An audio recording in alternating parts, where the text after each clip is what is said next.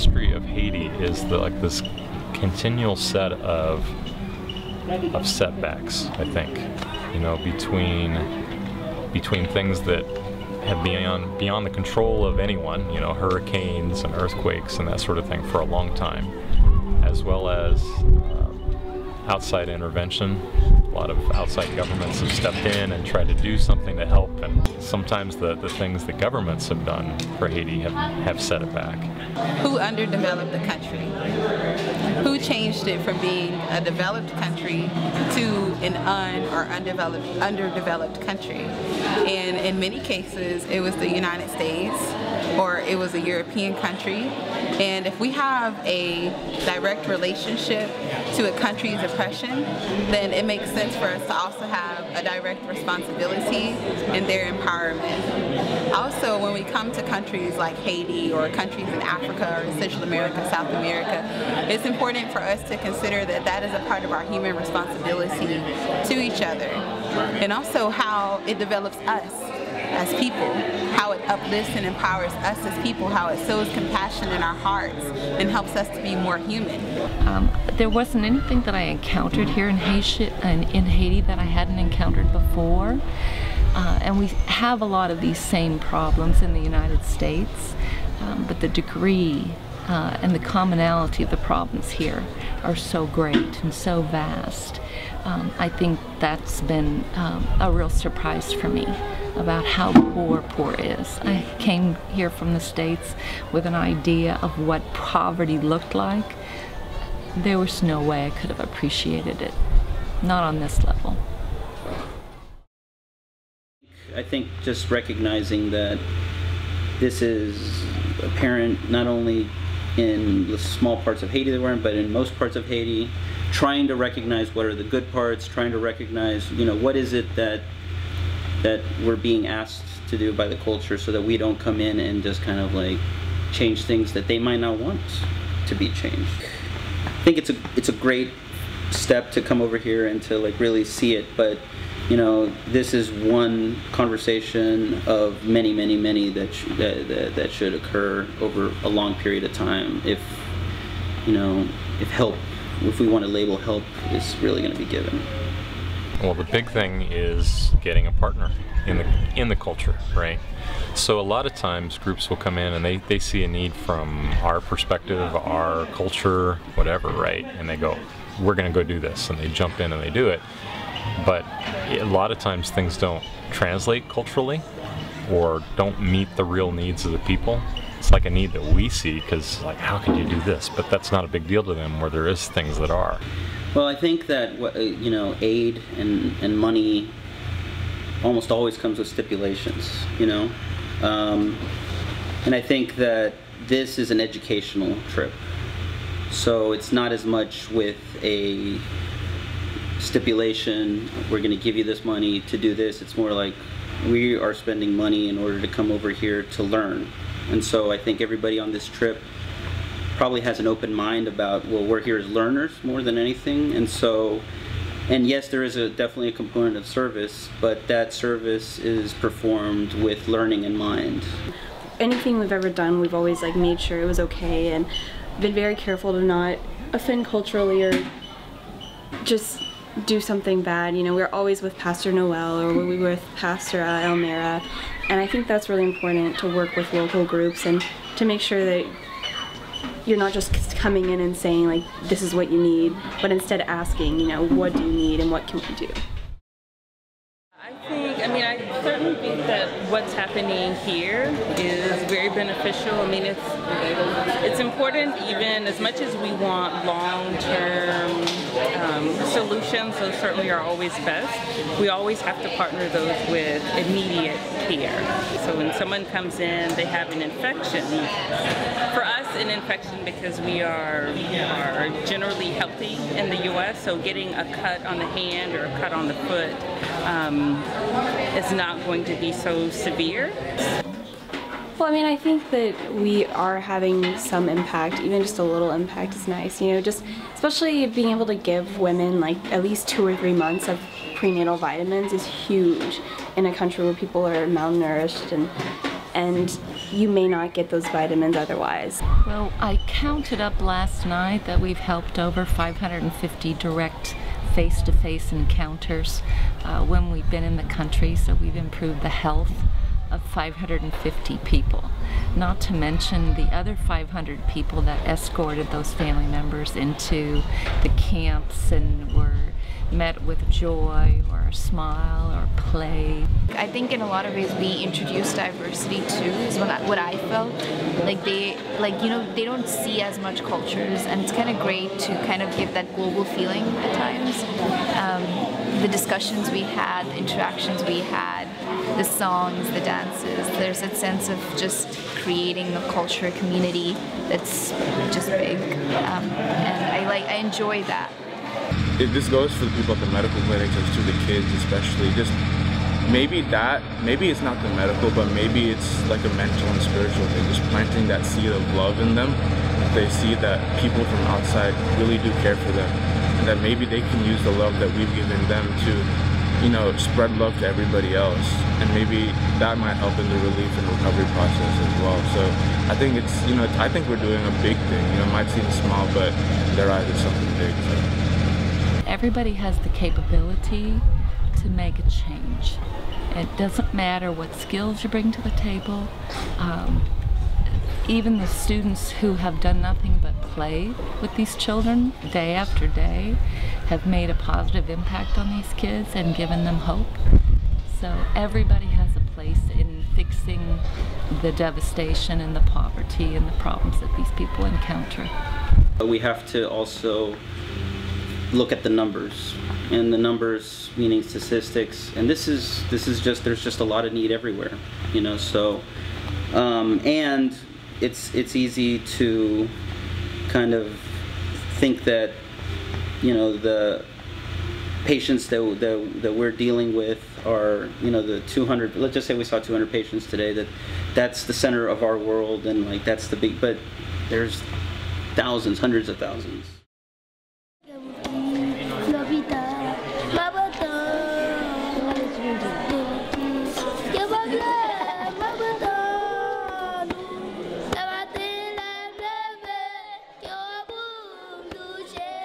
The first thing I loved about Haiti was just, like, initially it kind of threw me off, the kind of intimacy people showed. I'm not used to that kind of, like, that's very different from my culture. At first kind of threw me off, but then eventually I started understanding that it was just a really warm welcome, actually. It didn't matter if they knew me that well. There was just this general sense of just, welcome to Haiti, and we love to have you here. To me, it's amazing how much hope is actually here, how these people have been through so much, and how with so little they're still content. And in Cape Haitian, where I live, so people are close. Somebody can come to you and say, I don't get food today, please give me something. And that you will be pleased to give him some food. And if I don't got anything, I can see a friend and say, hey, my friend, please give me some food today. That would be easy, please. They will be pleased to give me some food. That is the way we are. We don't need as much as we think we do, right? We use the word need a lot, and almost everything for us are wants, not needs.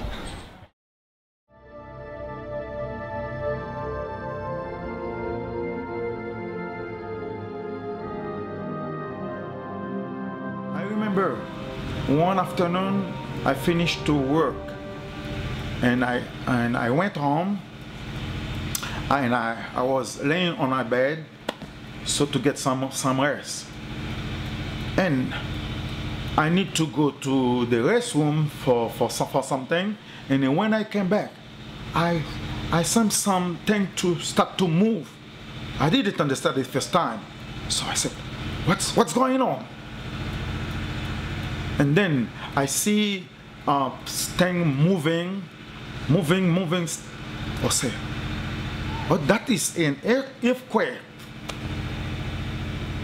And I get out of the house immediately, and I heard people, they are screaming, hey, Jesus, please save me, Jesus, please save me, grace, grace, Jesus, grace, Jesus. Then after a couple hours, I put my radio on, and the speaker said, that is a breaking news. Port-au-Prince is stirred down. I said, oh my goodness. And then 2 minutes after that, they said a lot of people die.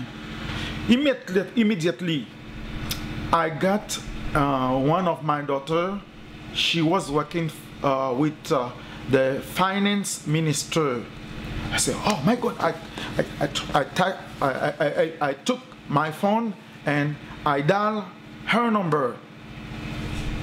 Oh, there is no answer. There was no answer.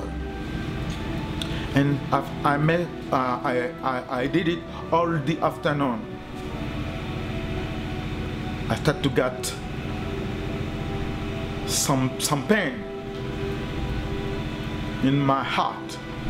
2-3 days after that, and somebody called us to tell us she's died, because the building was getting down, completely down. That was very, very, very painful, because I said, if she died, I will take her body to bury her in Cape Haitian, but we couldn't find her body still now. I always got her picture in my head, because she was so nice. She was so nice, so nice.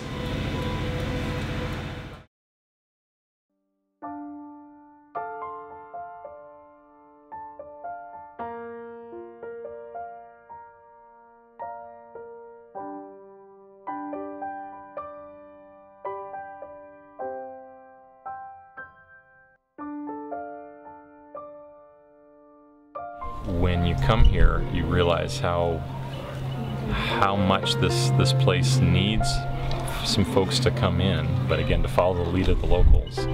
And it's a life-changing place. As we come in, I love how when we come in, everybody at the beginning is always, tense, and they're not sure what to do, and they're afraid of maybe saying the wrong thing or jumping in, and how after a while they just realize, hey, these are people. It's like it's so easy to go back to life in Texas and, our wealth and our ease. I think that this trip has stretched all of us in many different ways.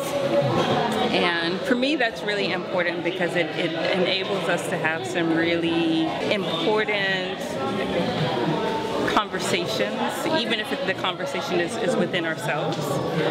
And so I just think that those kinds of opportunities are always really important. We are made uncomfortable so that we begin to ask ourselves, what's most important? What are maybe some beliefs or values that I have held that I thought were universal that maybe are not? As soon as I leave here, I'm going to start thinking about my next medical mission. This has really impacted me very positively. As I've come through here and I've thought about all the simple, really simple little problems that they have that become major problems, whether it's these simple hygiene infections or whether it's a nutrition thing.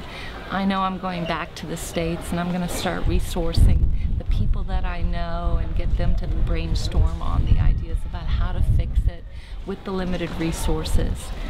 I've really learned what I can and cannot handle.